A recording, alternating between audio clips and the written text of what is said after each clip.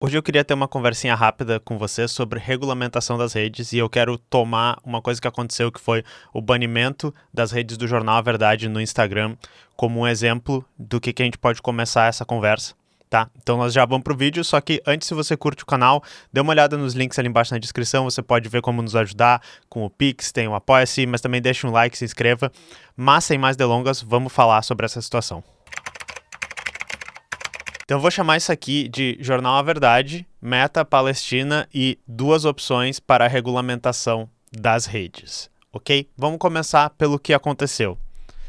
O grupo Meta, ele baniu, fez a suspensão da página do Jornal A Verdade, que se vocês não estão ligados, o Jornal A Verdade é o jornal de papel, mas também com uma presença digital, que está ligado à Unidade Popular e seus diversos movimentos. Unidade Popular, que é um grupo que tem bastante proximidade com a Soberana, concordamos com várias linhas políticas deles e apoiamos várias ações que eles fazem, participamos das ações. E também foi noticiado aqui nos vídeos do canal, quando aconteceu uma situação parecida com o jornal A Nova Democracia, que é ligado a outros grupos comunistas, tem uma linha um pouco diferente da nossa, mas a gente denunciou também porque é uma situação que está passível de acontecer com todo mundo que faz conteúdo pró-Palestina nas redes. Vamos primeiro ler o que saiu na matéria do site do Jornal A Verdade, que vocês podem ver aqui, averdade.org.br, vocês podem acessar todas as matérias do jornal deles lá. Em mais um ataque à empresa dos trabalhadores, o monopólio capitalista Meta, controlador do Instagram, tirou do ar a conta do Jornal A Verdade. O ataque à liberdade de imprensa ocorreu na tarde dessa quinta-feira, dia 5, com a suspensão da página e foi consumado na manhã desse dia 6 com o anúncio do banimento. A página do Jornal A Verdade no Instagram era um dos principais veículos da imprensa independente e de esquerda no Brasil. Com 100 mil seguidores, o perfil reproduzia matérias publicadas no jornal impresso, as notícias do site, além do material exclusivo de audiovisual. Nessa área se destacou em coberturas das lutas importantes do povo trabalhador, como a tentativa de despejo da favela do Moinho, em São Paulo, a luta contra as privatizações, as ocupações urbanas e contra a fome organizadas pelo MLB, as greves de várias categorias e a luta dos estudantes. A gente já falou de algumas dessas ações aqui, a Soberana já esteve presente junto nessas atividades, já fizemos visitas às ocupações deles lá, então o trabalho que eles fazem é um trabalho muito compreensivo de militância, de falar sobre essa militância e de agitação e propaganda, que é o mesmo trabalho que eu e pessoas que fazem canal de militância aqui no YouTube fazem também, tá? E eles também são uma voz ativa na denúncia contra o genocídio do povo palestino. Se vocês derem uma lida, depois vocês podem ir lá no roteiro e dar uma olhada, o motivo que foi dado foi associação com outras páginas que quebram as regras, tá? E isso é uma coisa que deixou todo mundo que eu conheço que cria conteúdo nas redes sociais meio perplexo, e com um certo medo, porque basicamente não dava para entender. Será que é porque você fez algum tipo de colaboração no Instagram com alguma página que quebrou alguma das regras? Será que é porque você tem uma associação de assunto, uma associação de pessoas que curtem essas páginas? Não dá para ver. Nós vamos falar um pouco mais sobre a transparência das ações da Meta, mas antes eu queria chamar vocês para uma outra situação que também é bem premente nos nossos tempos. Nós nunca falamos antes aqui nos vídeos sobre o papel que a Meta teve no genocídio dos povos Rohingya em Mianmar, tá? Então, assim, eu vou trazer esse artigo aqui que é da Anistia Internacional falando sobre essa situação, é um artigo de 2022, é uma coisa que já foi bastante noticiada antes, mas eu vou trazer esse trechinho aqui para vocês tentarem entender mais ou menos o que é. Nos meses anteriores à repressão, no caso eu estava falando do povo Rohingya lá em Mianmar, o Facebook em Mianmar havia se tornado uma câmara de eco de conteúdo anti-Rohingya. Atores ligados ao exército de Mianmar e grupos nacionalistas budistas radicais inundaram a plataforma com conteúdo anti-muçulmano, publicando desinformação, alegando que haveria uma iminente tomada do poder pelos muçulmanos e retratando os Rohingya como invasores. Então é interessante essa situação, tá? Porque o Facebook ele teve que admitir depois que eles cagaram porque faltou moderação e o algoritmo deles agindo sozinho lá, ele criou uma situação onde os grupos que estavam fazendo discurso de ódio contra essa minoria étnica específica e que perpetraram um genocídio contra essa minoria, eles estavam dominando todos os discursos na plataforma. Então isso é um negócio que não é assim, tem sombras de dúvida, tem não sei o que. O Facebook mesmo teve que admitir essa situação, disse, não foi legal, isso que não foi legal pouco, mas enfim, foi uma situação que não deveria ter acontecido e tal. Tem esse relatório, vou pedir para vocês dar uma lida nisso depois. Por que eu quero chamar a atenção para essa situação? Porque isso aqui está se repetindo com a questão do genocídio palestino. E o problema é que quando eu falo genocídio palestino, eu sei que já vai ter várias pessoas que não enxergam dessa maneira. Vocês estão errados, tá? Mas vocês não enxergam dessa maneira. Vocês acham que eu estou exagerando. Vocês acham que eu estaria, de alguma maneira, passando pano para grupos terroristas, não sei o quê. Mas eu quero tentar explicar para vocês como é que funciona essa situação, tá? Então eu trouxe um texto aqui que já é um pouco antigo, ele é do final de 2023, tá? Então, se vocês pensarem no quantas pessoas no território palestino morreram de lá para cá, o quão desproporcional é os ataques que Israel tá fazendo à Palestina, à Cisjordânia, de lá para cá, né? Porque isso aqui foi logo depois dos ataques de outubro do Hamas, tá? E essa reportagem já estava falando o quê? A Meta sistematicamente está censurando vozes palestinas nas suas redes, ok? Eu tirei esse trechinho aqui que é um pouco longo, mas eu acho que é importante que eles explicam os pontos como é que essa censura funciona, tá? A análise dos casos pela Human Rights Watch sugere que 4 fatores subjacentes e sistêmicos contribuem para a censura. Falha nas políticas da Meta, principalmente sua política de organizações e indivíduos perigosos, que proíbe organizações ou indivíduos que proclamam, entre aspas, uma missão violenta ou estão envolvidos em violência em suas plataformas. Compreensivelmente, a política proíbe a incitação de violência. No entanto, também contém proibições abrangentes de categoria vagas, como o discurso como elogio, entre aspas, e apoio, entre aspas, a, entre aspas, também organizações perigosas, cuja definição se baseia fortemente nas listas de organizações terroristas do governo dos Estados Unidos. Então, você que acha que eu estou passando pano para grupos terroristas, você que acha que é bobagem a questão do genocídio, você que quer que eu veja os dois lados do conflito entre Israel e Palestina, o que acontece? Você está usando exatamente o discurso do Departamento de Estado dos Estados Unidos, você está usando exatamente o discurso do governo de Israel, que hoje é um governo que está fazendo uma limpeza étnica no povo palestino, que diz o quê? Esses grupos que resistem ao genocídio, esses são grupos terroristas. Esses grupos, as vozes deles não podem aparecer em nenhuma das redes. E isso aparece também nos Estados Unidos. Aí vocês voltam à história dos Estados Unidos e vejam o lado que eles ficaram em todos os conflitos que eventualmente se tornaram genocídios, que se tornaram limpezas étnicas, e vocês vão entender porque é complicado uma rede social pegar e dizer, olha só, é isso que os Estados Unidos dizem sobre esse grupo, nós vamos seguir isso. E é exatamente isso que a Meta faz, ok? Vou continuar lendo aqui, ó. A lista dos Estados Unidos inclui movimentos políticos com braços armados, como o Hamas e a Frente Popular para a Libertação da Palestina. A forma como a Meta aplica essa política efetivamente proíbe muitas postagens que endossam os principais movimentos políticos palestinos e reprime a discussão sobre Israel e Palestina. Então, o que acontece? Da maneira que essa política existe, não tem como tu falar sobre libertação palestina, não tem como tu falar sobre parem de massacrar o povo palestino sem isso ser considerado pela Meta como uma apologia a grupos violentos, tá? Então, o que acontece? Não existem vozes dissidentes com o genocídio palestino dentro da rede, ou, né, quando elas existem, elas quebram as regras e elas somem, como a gente acha que é o caso do que aconteceu com a página do Jornal A Verdade. Ponto 2 que ele chama a atenção, a aplicação inconsistente e opaca das políticas da Meta, em particular no que diz respeito a exceções para conteúdo jornalístico, ou seja, conteúdo que a Meta permite que permaneça visível no interesse público, mesmo que viole suas políticas, tá? Então, o que acontece? Quando é um conteúdo de interesse político, quando é um conteúdo de interesse jornalístico, eles têm uma regra que diz assim, ó, isso aqui é violência, tá? Mas é importante, as pessoas precisam saber sobre essa situação, isso aqui é um conteúdo sensível, mas ele tem que aparecer. Essa política é inconsistente. Então, quando as coisas são pró-Palestina demais, mesmo que existisse o interesse jornalístico, o interesse público, essas coisas também somem. É isso que o Human Rights Watch está dizendo. Aparente deferência aos pedidos de remoção de conteúdo por parte dos governos, como os pedidos da Unidade Cibernética de Israel e das unidades de referência da internet de outros países para a remoção de conteúdo. Então, o que eles estão dizendo é, se um governo pede para eles para tirar um conteúdo, eles vão tirar. Qual é o problema? Quem é que tem um governo organizado? Quem é que tem um exército organizado? Quem é que tem campanhas de mídia e de propaganda organizadas? Israel e Estados Unidos, aliados de Israel. O Hamas, né, que o pessoal diz, esse grupo terrorista, esse grupo que está lá na Palestina, é um grupo muito pouco organizado, são pessoas lutando com paus e pedras, às vezes uma arma que outra contra um grupo invadindo o território deles. Eles não têm o poder institucional para fazer lobby no Facebook e pressionar para que se retirem essas postagens. Então existe um viés muito forte anti-Palestina, né, anti-ouvir as vozes palestinas nas redes da Meta. Quarto ponto, que a Human Rights Watch está falando. Forte dependência de ferramentas automatizadas de remoção de conteúdo para moderar ou traduzir conteúdo relacionado à Palestina. Outra coisa que a gente fala muito, o algoritmo da Meta tem vieses para tirar essas postagens palestinas, tem vieses para tirar as vozes palestinas que a gente veria nessa coisa. Ou seja, provavelmente as postagens tu nem vai ver, elas vão acabar sumindo antes, tá? Outra coisa que saiu um pouco depois, ok? Muitas das pessoas que trabalham dentro da Meta, na questão de moderação e de segurança, são pessoas que saíram diretamente do exército israelense. Isso é uma questão que em Israel acontece que todo mundo tem que servir, né? Então, se a pessoa morou, cresceu em Israel lá, provavelmente ela fez parte do exército. Mas isso é uma coisa que a gente tem que entender. Existe uma polinização cruzada muito forte entre Big Techs, empresas dos Estados Unidos, e Israel.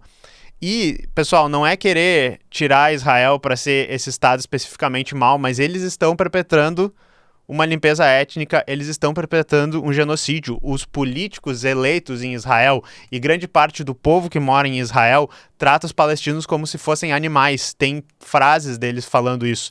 E daí quando a gente vê que existe um viés, uma censura de vozes palestinas, né, que Israel fala nas redes vale muito mais, e aí nos chama a atenção que existe essa polinização cruzada entre o exército deles e as Big Techs, a gente começa a entender como existe esse viés e a gente não pode ignorar isso, a gente teria que lidar com isso de alguma maneira. E daí vamos aproveitar, né, que a gente tem que falar hoje. Recentemente a gente viu o que o governo de Israel fez também, interceptando a Flotilha da Liberdade, que tinha vários ativistas de vários lugares do mundo que estavam chegando na faixa de Gaza por águas internacionais para trazer ajuda humanitária, mas na realidade eles estavam chegando lá para mostrar os abusos de direitos humanos, o genocídio que está acontecendo com o povo palestino. E daí Israel fez o quê?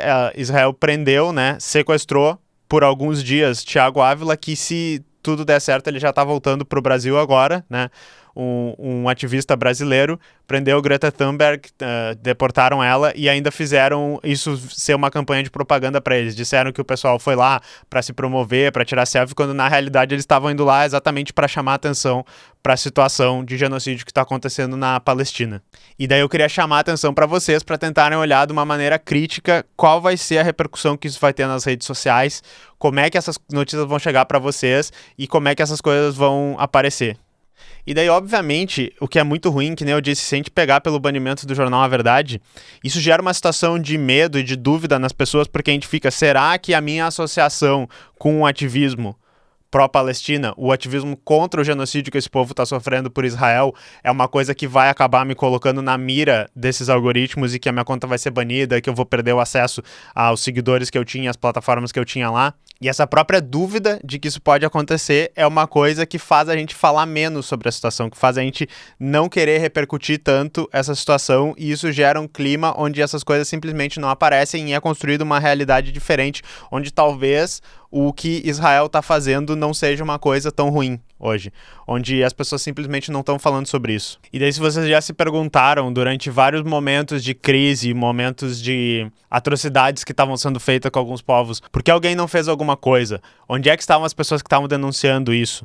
Vocês começam a entender, quando vocês estão vivendo por esse momento, como é que se formam essas estruturas sistêmicas de censura e de repressão dessas vozes que poderiam estar falando sobre isso. E não é só o perfil do radical de esquerda que está dizendo que é isso que acontece. A Anistia Internacional já disse, eles chamaram o que está acontecendo hoje em Gaza de um genocídio transmitido ao vivo. Eles usaram o termo live streamed, tá? Eles disseram, vocês estão vendo um genocídio, o massacre de um povo, a limpeza étnica acontecendo em tempo real, e vocês não estão fazendo nada, entendeu? Isso aqui é uma pressão pro governo do Brasil, que devia ter se posicionado muito mais categoricamente contra isso, deveria ter feito sanções contra Israel, deveria ter cortado relações com Israel quando eles sequestraram um brasileiro, mas também para vocês entenderem, as redes sociais, as Big Techs, elas são cúmplices desse processo, e anos depois, né, no futuro, vão olhar para trás e vão dizer, pô, que triste, a gente foi cúmplice desse processo, foi muito errado, a gente não deveria ter feito isso,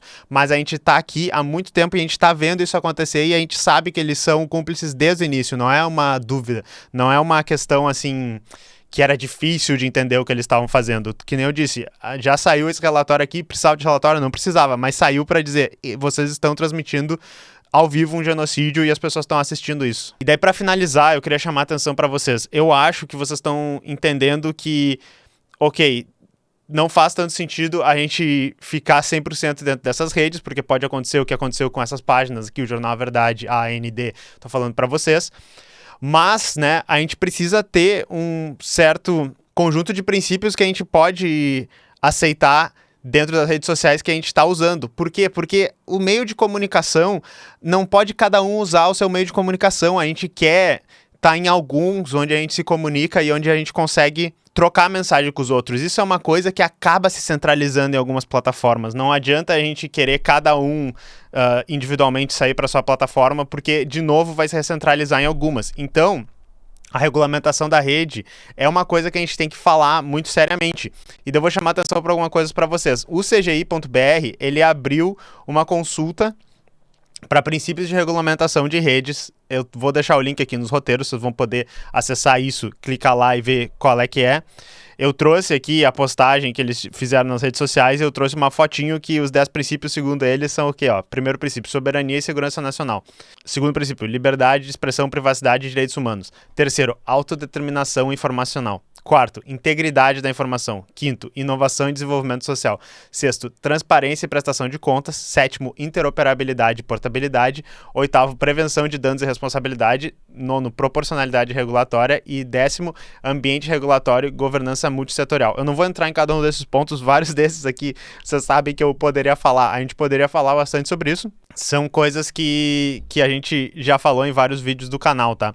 Mas, se vocês quiserem ouvir eu falando um pouco sobre a regulamentação das redes, nós temos aqui um Zavak do Velho Testamento, foi um vídeo que eu fiz junto com o Ivan das Neves, vocês podem ver que ele tá cabeludo aqui ainda, bem no início do canal Teclas, que era sobre a chamada PL das Fake News, que é a PL de regulamentação das redes, que no caso é que foi apresentada já há uns 2 anos atrás, no geral era muito boa, tá? Ela tinha vários aspectos que não eram bons, tinha um monte de jabuti ali no meio, mas tinha coisas que eram muito boas. Convido vocês a darem uma olhada nesse vídeo. Uma das melhores coisas que tinha lá, que nós vamos falar um pouquinho aqui à frente, era o que? A transparência do que as redes sociais têm que nos dizer sobre o que aconteceu. Por exemplo, eles teriam que ter transparência de como o algoritmo está te recomendando as postagens que tu está recebendo, em que tipo de perfil ou padrão de usuário a gente está para receber as postagens que a gente recebe, porque algumas ações são tomadas, como por exemplo o banimento de uma página, a deleção da tua postagem, enfim, entre outras coisas. Vejam esse vídeo aqui se estiverem interessados nisso. Aí só para finalizar, eu queria falar para vocês sobre 2 opções para regulamentação, porque assim, a gente sabe que foi o que a direita falou muito quando estava se falando da PL, eles já colocaram PL das fake news ali, porque eles queriam que vocês achassem que era o quê? Isso aqui é uma lei para censurar informações, para tirar informações que podem até estar erradas e tal, mas são informações que elas a esquerda, né, segundo eles, quer que se retire da rede por uma censura. Não é só isso que é a regulamentação das redes. E eu queria falar sobre 2 coisas. A gente pode falar então sobre regulamentação direta das redes, que seria a gente tomar ações para remover conteúdo, para definir quais regras as plataformas têm que usar, definir qual conteúdo pode ser postado lá, que tipo de coisa pode ser postada, limites de uso, quanto de uma coisa a rede social pode fazer, qual é o alcance de algumas coisas que tem que fazer, e a transparência, que nem eu disse, né? A rede social tem que te dizer essas coisas vão acontecer desse jeito. Isso é uma das maneiras de fazer isso. Se a gente aceitasse que todas as redes sociais, elas são privadas, todas as redes sociais têm o controle dessas big techs lá de fora, e o que a gente vai fazer, a gente vai dizer como é que elas têm que operar dentro do nosso território. Uma segunda maneira de regulamentação, que eu não acho que é exclusiva, tá? Eu acho que a gente teria que tentar fazer as duas juntos, é a criação de plataformas e nichos para essas diferentes atividades dentro da internet, criação estatal mesmo, né? Do governo, ou com a abertura de oportunidade para que empresas controladas aqui dentro do Brasil pudessem prover esses serviços. Para que a gente tivesse, por exemplo, um lugar na internet onde a gente sabe que ali as regras são essas, a transparência das regras são essas, e aqui valem as leis do Brasil, tá? Então, se uma coisa é crime no Brasil, não pode postar lá. Não poderia postar na internet do Brasil em nenhum lugar, né? Mas o Facebook e as Big Techs, eles às vezes querem que a lei dos Estados Unidos valha. E que a gente entende as coisas que acontecem lá, e talvez mais importante, onde a gente não tá sujeito ao algoritmo. Porque eu acho que uma coisa que é muito importante, a gente fica com medo, às vezes, de dizer assim, se a gente tiver uma rede social do governo, o governo vai censurar o que eu tô falando lá, o governo vai manipular o que eu tô fazendo. Isso é uma possibilidade, tá? A gente tá dentro de um governo do Brasil que é um governo que eu não concordo com esse governo, é um governo que tem várias instâncias, que cometem vários abusos, que é um governo burguês. Então a gente tem esse problema, tá? Só que o que a gente tá vendo hoje no Facebook, o que a gente está vendo nas outras redes sociais do Google, o Twitter, né? Esse tipo de coisa, é o algoritmo manipulando as nossas interações, o algoritmo ditando o que a gente faz dentro da rede social. E o que é o algoritmo? O algoritmo, ele é uma ferramenta para que tu use mais a rede social, e não é nem use mais a rede social, use mais a rede social da maneira que a rede social ela é mais rentável para os donos da rede social. Ou seja, o incentivo dessas redes sociais quando tu tá lá dentro não é promover o bom debate, não é promover a melhor informação, não é promover a verdade, não é o benefício público, benefício jornalístico. O objetivo deles é ganhar dinheiro. E é por isso que várias dessas dinâmicas horríveis acabam acontecendo. É por isso que o conteúdo de muito baixo nível, o conteúdo de fake news, o conteúdo sensacionalista, ele acaba rodando muito. É por isso que as propagandinhas fake, os golpes e tal, eles rodam muito, porque enquanto isso estiver dando dinheiro para Big Tech, isso vai ser o que vai ser privilegiado pelos algoritmos. Então, a segunda proposta que eu tenho para regulamentação aqui, que é uma proposta que eu acho que tem que ser feita em conjunto com colocar regras, definir transparência, remoção de conteúdo que faça sentido, é a criação das plataformas onde a gente tem uma transparência, onde a gente tem garantias de liberdade de expressão e onde a gente não está sujeito ao algoritmo que tem como interesse a maximização do lucro das Big Techs.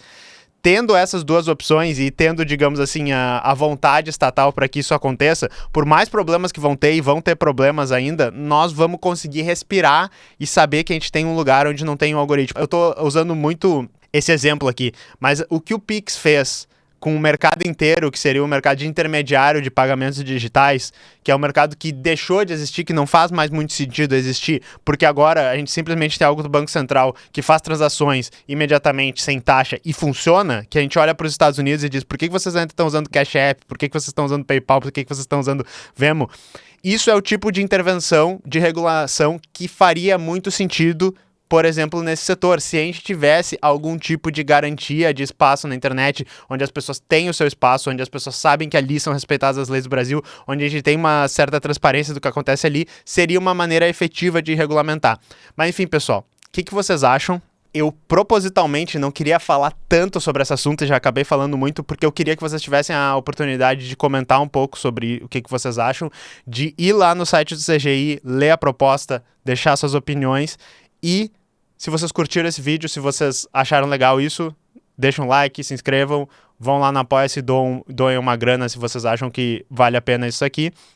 E o mais importante é, como acho que vocês perceberam, é ter uma visão crítica e começar a pensar um pouco diferente do que esse discurso cansado da direita e de um monte de adolescente que qualquer tipo de regulamentação, qualquer tipo de limitação sobre o que pode ser feito na internet é visto como uma censura. Vamos pensar um pouco mais criticamente sobre isso, tá? Valeu, pessoal, nos vemos na próxima.